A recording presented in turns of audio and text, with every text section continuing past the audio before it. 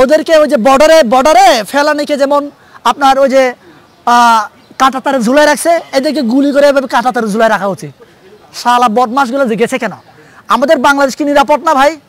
আমাদের বাংলাদেশের বিরুদ্ধে কথা বলার জন্য ওখানে যাও তোমরা, এটা তো ভালো করো নাই। তোমার জন্য আমার বাকি ভাইরাও এই যে নতুন একটা ট্যাগ পাবে যে না হিন্দুরা তো ইস্কনের সাথে জড়িত। তোমার এই দুই চারজনের জন্য আবার নতুন একটা ট্যাগ পাবে। কেন এই কাজগুলো কেন করেন? এরকম যারা করেন তাদেরকে প্রয়োজনে আমরাই মেরে ফেলবো ভাই। আমাদের বাংলাদেশে 54 জন হিন্দু ভাই আপনার ভারতে যাচ্ছেন, ধরা খেয়েছেন তো ভাই। আপনাদেরকে জামায়া ধরে রাখবে না? আপনি যে ভারতে যাচ্ছেন, আপনার 14 গোষ্ঠীর বায়োডাটা চলে আসছে। এখন আপনি যে ইস্কনের সদস্য এখন প্রকাশ পেয়েছে। এরকম কিছু মুষ্টিমেয় আমার হিন্দু ভাই, পথভ্রষ্ট ভাইয়ের জন্য আমার বাংলাদেশে যে 8% হিন্দু আছে, এই 8% হিন্দু দায়বদ্ধ না। ঠিক আছে, এদের দায় ওরা নিবে না, আমরা নিব না ভাই। ওদেরকে আইনের আওতায় নিয়ে সর্বোচ্চ শাস্তি দেন, সর্বোচ্চ শাস্তি নিশ্চিত করেন, যাতে করে আমরা বাংলাদেশে শান্তিতে থাকতে পারি। আমাদের যাতে করে এই যে হিন্দু জামাতের ভাইরা, আমার শিবিরের ভাইরা বা মুসলমান ভাইরা আমাদের মন্দিরে পাহারা দিয়েছে, এরা কি বেশি ক্ষতি করে ফেলেছে? এখন বলছে আপনারা পাহারা দেন কেন? পাহারা দেওয়া লাগবে কেন? এই যে আমাদের মাঝে কিছু পথভ্রষ্ট লোক আছে যারা কিনা ওরা সব সময় ভারতের দাবিদারি করে বেড়ায়। আমাদের মাঝে যে ভ্রাতৃত্ব সম্পর্ক আছে, ভাই ভাই সম্পর্ক আছে, এটাকে নষ্ট করার জন্য সবসময় পায়তারা করে।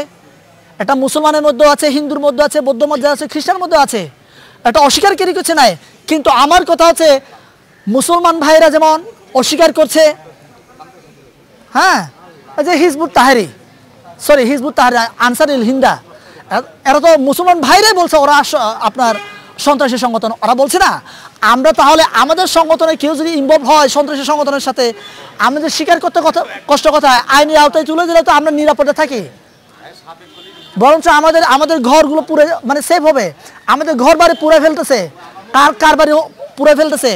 আমি ওই আমার বক্তব্যে বলেছিলাম, যারা কিনা আমাদেরকে উস্কানি দিচ্ছে, উস্কানি দাতারাই এদের বউ বাচ্চা নিয়ে এসি রুমে সুন্দর করে এসিতে শুয়ে শুয়ে উস্কানি দেয়, আর আমরা এদিকে রাস্তায় চিল্লাচিল্লি করি, আমাদের বউ বাচ্চা, আমাদের ছেলে মেয়েরা আঘাত হয়, মানে মামলা খায়। কেন ভাই? আমরা কেন হয়রানির শিকার হব? যারা কিনা এরকম মানে পথভ্রষ্ট হয়ে যাচ্ছে, আমি বলছি, আহ্বান করছি সাধারণ মানুষদেরকে, তাদেরকে ধরাই দেন। আমি বলছি যারা কিনা এই যে 54 জন ভারতে যাচ্ছিল, আমার মনে হয় ওদেরকে ওই যে বর্ডারে ফেলানিকে যেমন আপনার ওই যে কাঁটা তারে ঝুলাই রাখছে, এদেরকে গুলি করে এভাবে কাঁটা তারে ঝুলাই রাখা উচিত। শালা বদমাশগুলো যে গেছে কেন? আমাদের বাংলাদেশ কি নিরাপদ না ভাই? আমাদের বাংলাদেশের বিরুদ্ধে কথা বলার জন্য ওখানে যাও তোমরা, এটা তো ভালো করো নাই। তোমার জন্য আমার বাকি ভাইরাও এই যে নতুন একটা ট্যাগ পাবে যে না হিন্দুরা তো ইস্কনের সাথে জড়িত। তোমার এই দুই চারজনের জন্য আবার নতুন একটা ট্যাগ পাবে। কেন এই কাজগুলো কেন করেন? এরকম যারা করেন তাদেরকে প্রয়োজনে আমরাই মেরে ফেলবো ভাই।